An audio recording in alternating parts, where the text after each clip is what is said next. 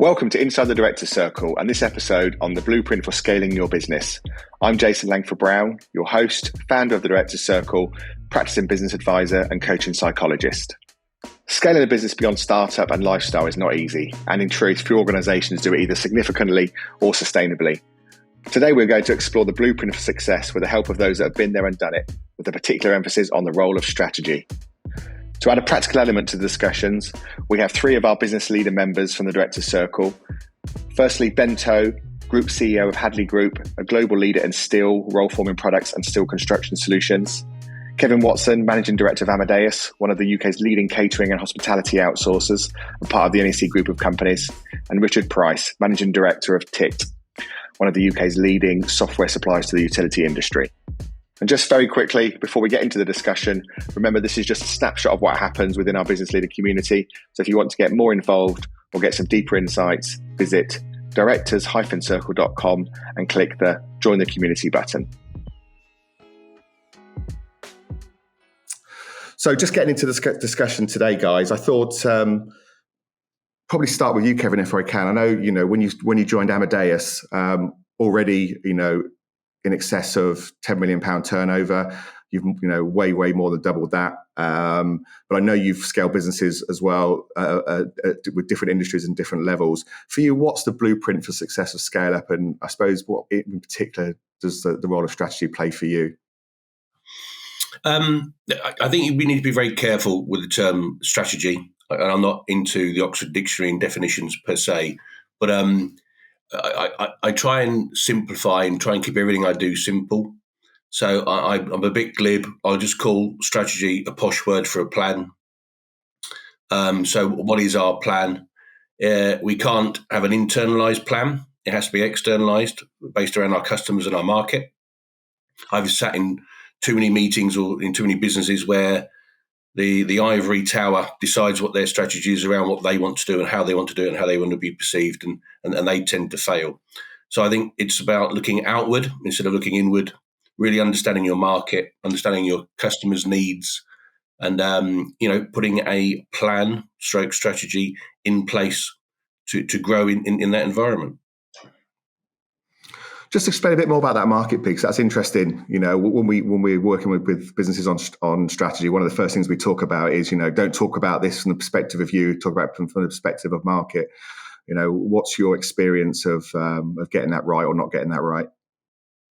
Yeah, so you spoke about sort of Amadeus. So when I joined Amadeus nearly 10 years ago, we were doing sort of between 10 and 15 million turnover. On a good win this year, post-COVID, we should be doing about 60, 65 million. So we've scaled up to a good volume, but what we've done there is really drive their customer insight. So I would never say we're a totally data-led business because we are in hospitality, we are in customer service, we're in the service industry. But getting that data-driven and that customer insight, quantitative and qualitative, should drive every decision you make. So it's go out, find those customer insights, and that should drive your hierarchy of needs. So we always put those, or I always put those in a pyramid, pretty standard stuff. But what does your customer expect? What's going to exceed, and what's going to be exceptional, and how does that set you apart? And if you've got that customer-driven data, that should drive every project, every service, every communication, every OPEX and every CAPEX project aligns with those customers' needs. And if you're driving that, particularly in a customer-focused business like my own, then that just drives those customer service scores. So understand your service scores, go out, understand and get some data in your market, do some research, and then put those projects and plans in place with your OPEX and your CAPEX. You should then, in theory, see your customer experience scores increase and improve. That then just drives your volume. That drives your ability to have confident pricing. And then both of those things coming to fruition just drives your EBITDA and allows you to reinvest again in those same resources. So we call it a virtuous circle based on the hierarchy of needs. So we do those 5 points consistently.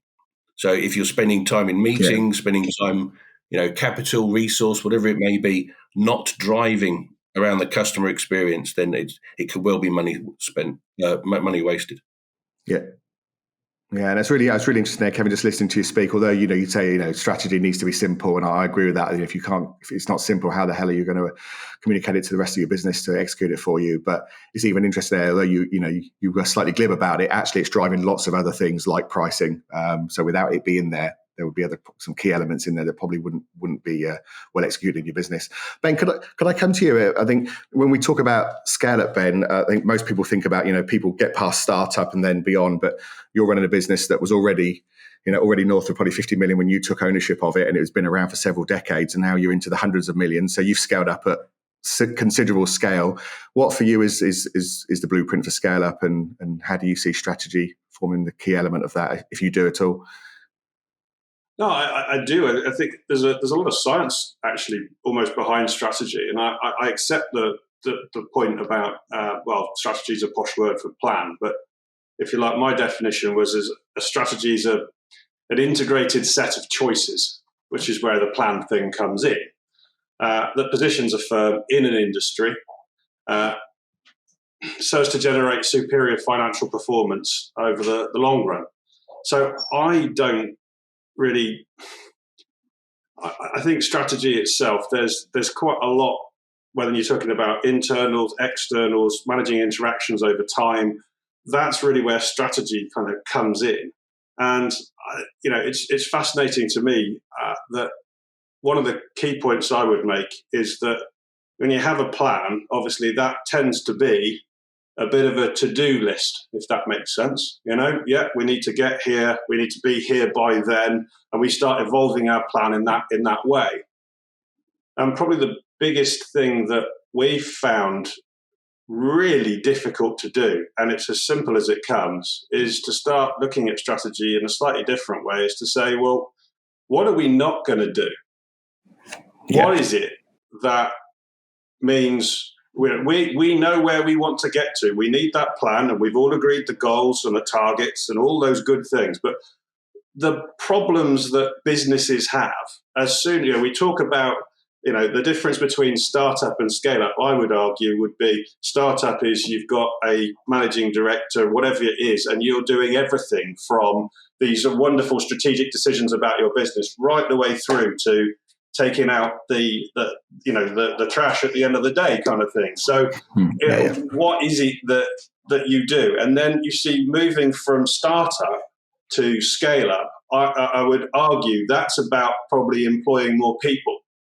So you have to deliver through others in a more traditional sense, and that's scaling through. And therefore, just as a completely sort of simple solution, and I hope I'm not oversimplifying what can be quite technical, is we all know it. We've gone and we've had a wonderful strategy meeting, and we've decided that we are now going to do X, Y, and Z.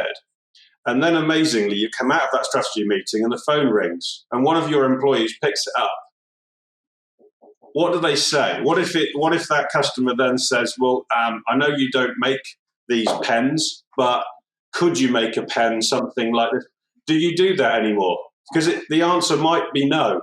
And that's actually one of the hardest points. And the companies, and I genuinely enjoy this, and I've studied it a lot, and the companies that I've seen grow quickest generally haven't necessarily been the ones with the biggest aspiration and the most ideas in the tank. They've been the ones that have been absolutely super clear on what they do and what they don't do, so that all the focus can be put into this is what we do. If somebody else is over here distracting us and our customer wants us to do X, or our shareholder, or whatever it may be, if the answer's no more resources. That's it. Cut it. Run. That's what you've got to do. And I would argue that is where we've seen some really dynamic movement with some really fast-growing companies. So I appreciate it's to start on a negative, but it's a great question to ask. What is it that we're not going to do? Absolutely, Ben, and I think you hit on. For us, it's one of the golden rules of strategy. And I think when my professional hat on, when we do strategy work with people, I've yet, in 25 years, had a problem with the amount of possibilities that we could follow when we're developing a strategy. You're absolutely right. The tough call comes in when we decide what we're not going to do. And I just wonder, listening to Ben, Kevin, just circling back on what you said quickly, because you're doing you said a lot of market insight.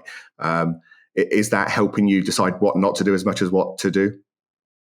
Yeah, of course it is, and that's the whole point. It gives you that sense of direction. Well, what's a good example? Veganism. So in our business, veganism, 300-400% growth every year, but it's all relative on the starting point.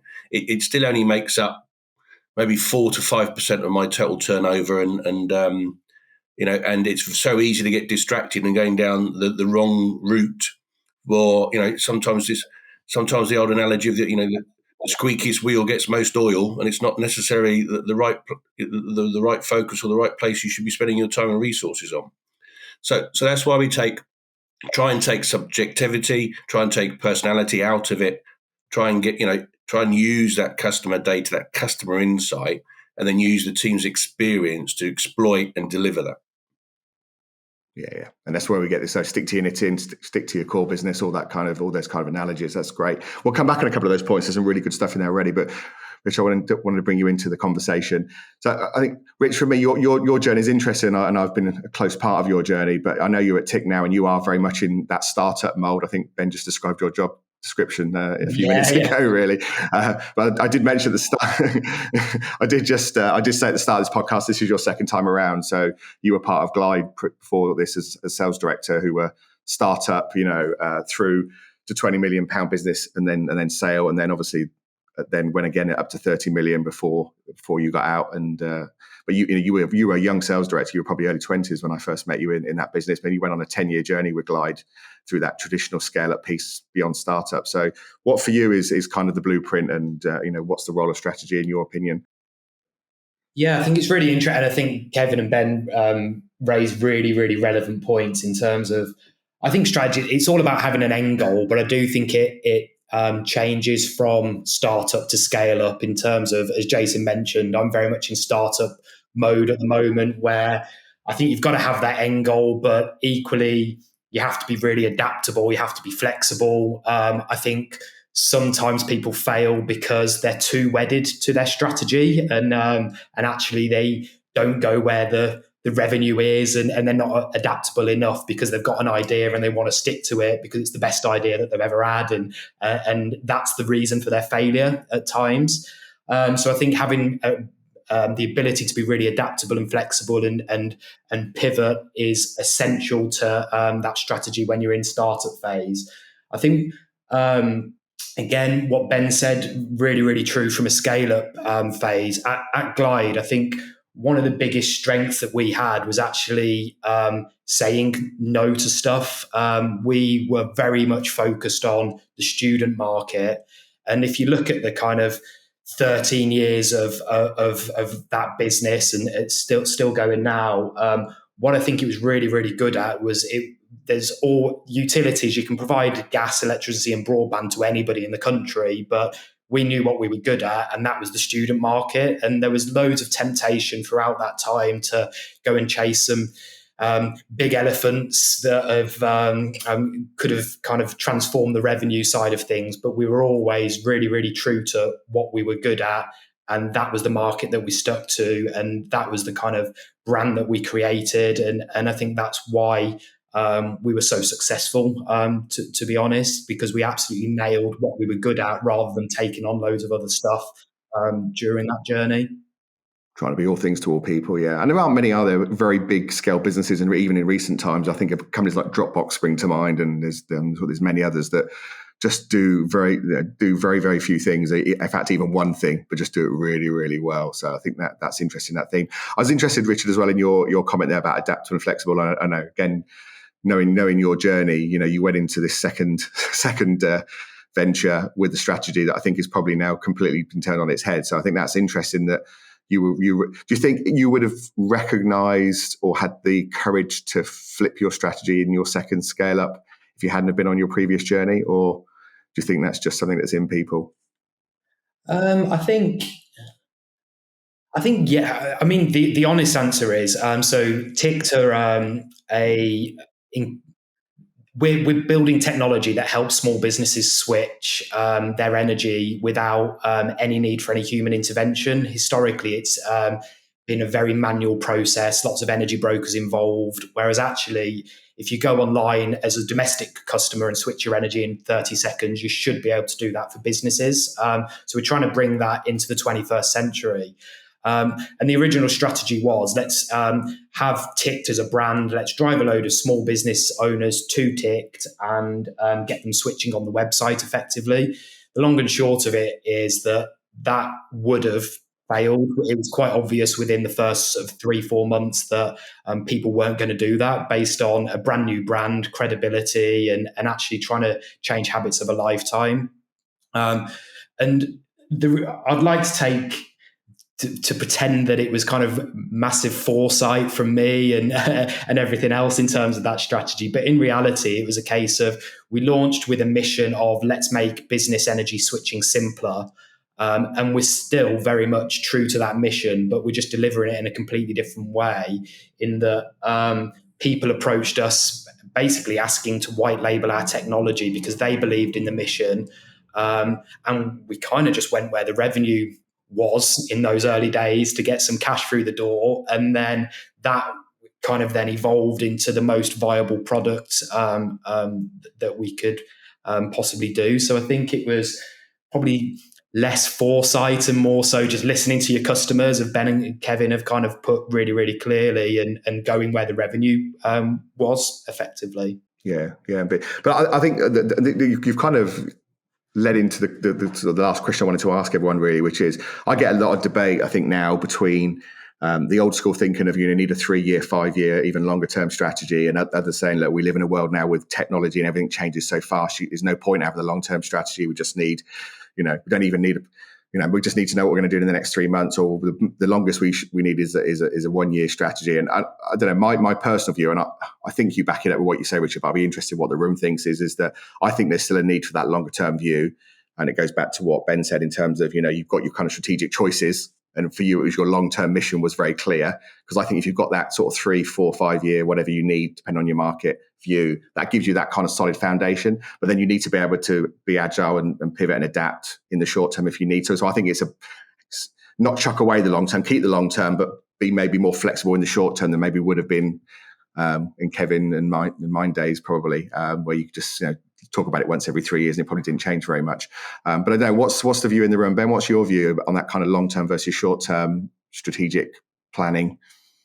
I think in fairness, if you like, strategy, the way that we think about strategy has been seriously challenged. And so what you would have found over, 1980s business school, forgive me, I wasn't there, but it would have, there's actually a few more pieces to that sort of complete strategy landscape now that never used to be there.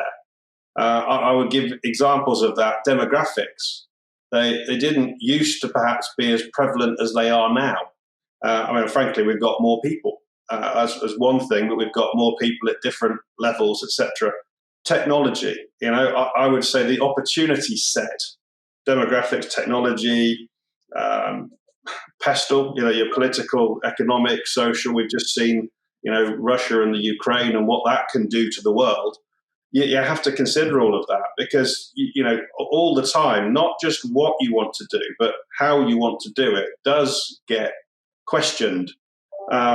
Asset-light businesses, are a great example of that. The world's largest hotel company is airbound, but it owns no property. And we can give loads of these examples, but, what's the world's largest taxi firm is, Uber. It owns no cars. So if you're going to start a taxi company, surely to God, what you'd do is you'd go and buy cars or at least look at how cars were bought as part of your business model. So the world really is changing.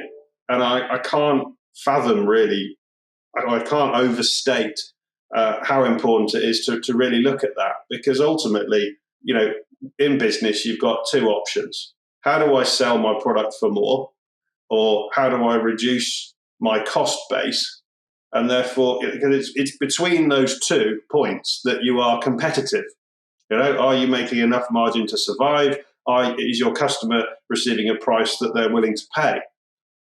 Those are all aspects where I think you need to kind of keep going back to what's the potential, what can we capture, and then how do we realise what we're actually doing? And those sort of 3 headings, if you will, is very much the way I start to sort of think about things, because what was the potential of the market? We looked at, well, we're a steel company, we looked at products in a reinforcement application, and basically found out that the entire size of the market in the UK was about £6 million, and there were already 12 players. So immediately we said, well, that doesn't make any sense. Why would we go in and compete hard on that one? So we went in a very different direction, and that was based around what's the actual potential of this market. And you have got to weigh those things up, I think, at the start, just to make sure that you are actually really onto what you think you're onto. I hope that comes across. Yeah, no, it does. But no, there's some really good points in there, which I'm going to use in my summary in a second. But I just want to quickly, because I'm just conscious of time. Kevin, what about for you in terms of that balance between long and short term? Yeah, you need both. I mean, they're 2 different levers. So you've got to be in the here and now. You've got to react. You've got to be, light on your feet. And hopefully the quicker you can make those decisions and quicker you can change those sort of directions, the better your business is. But you've got to always, I think, keep your eye on that end goal. So your journey might not be a straight line between A and B. It might be a zigzag line, but you're constantly going in the right direction towards B. Yeah. And I think just conscious of time. I think guys, some great points in today's podcast. But I think that definitely coming through that need for a very clear view on kind of what your long-term goals are. Ben talked about the strategic choices. Which talked about the mission. You talked about that long-term goal. But I think that ability to be agile on the journey throughout is really, really key. I think one thing that came through from all of you about making it, whatever you come up with, making it simple. I think that's really important. I think, it's difficult for me. I think as a strategist, I challenge businesses on, if you can't say it simply, you probably don't understand it. I think there's a bit of Albert Einstein in there somewhere. But I think, Kevin, you've mentioned to me before, how the hell are you going to get your team to understand it if you can't simplify it down? But I think I do agree with Ben. I don't think the actual process has changed a great deal, but I think there is much more data available now, much more complexity on how you can execute a strategy. So I always think it's a bit of a blend of a science and an art. But I think there's definitely more science available to us now, which I think you're right, Ben. We need to take that into account. But just to wrap up from today, in terms of actually developing a strategy, what would be just take one top tip from each of you before we wrap up today's podcast? Rich, what would be your top tip on how to develop a strategy for your business with your team, whichever context you want to put that in? Yeah, I think make it customer focused, listen to your customers, but also listen to the team. I think there's the right levels of getting the team involved, but I think there's times where you just can see a complete mismatch between board level strategy and the actual team, and you end up dragging your team along. Whereas if you kind of get that stakeholder engagement, or even if you just create the pretense that they're involved and go with your original strategy anyway, they kind of feel that that much more involved. So you're not dragging them along with you, you're pushing them along with you, which I think is the key. Great. Thanks, Rich. Ben, for you, your top tip? For me, there's a little bit of just a periodic health check, if you like. And we do this really, really simple model, 4 columns. What are we going to start doing? Everybody loves that column. That's very easy to fill. What are we going to stop doing? That tends to let some people's frustration come out, because typically there is some. What do we continue doing, and what do we do differently? And those are quite contentious elements. But I have to say, whilst we sit here and prophesize about, look at what I did, I certainly, my colleagues occasionally have pulled me aside and said, look, that line of business, I know you've just kind of gone with it, but it really doesn't make the money. You need that sort of realization sometimes, because you work so hard to build. And sometimes, that you can't only continue to build. Sometimes there has to be a bit of the shaping, if you will. And you can call that strategic, but ultimately, as with anything, in order for it to grow as healthy and in the right way, then sometimes you have to prune it back as much as you have to encourage it to grow. Yeah, and I think you touched on there, emotionally detaching as a leader and an owner of a business is not always easy. To having people to do that around you, Ben's probably quite powerful. Kevin, I'll give you the last word for today. Market and customer. There's plenty of data and facts now out there. We've mentioned a few of them, but don't lose sight of your market and don't lose sight of your customer. Then engage the team of how to deliver those requirements. The ideas shouldn't really come from the team. The market should steer you. The customer should direct you. And then you and your team figure out how to actually execute and deliver that. Yeah, and I think if my top tip would be build it based on market conditions, not on your business. I think is something I always say to people, so that resonates with me. Well, thanks guys, I really appreciate that. We could as ever talk about this or prophesize, as Ben says, forever on this. But thank you for joining us today. In the next episode, we'll be discussing how to implement a strategy at a more practical level. But if you want more info on this subject, reach out to us at directors-circle.com or contact one of our knowledge partners at lucid-group.com. In the meantime, thank you for listening to Inside the Directors Circle.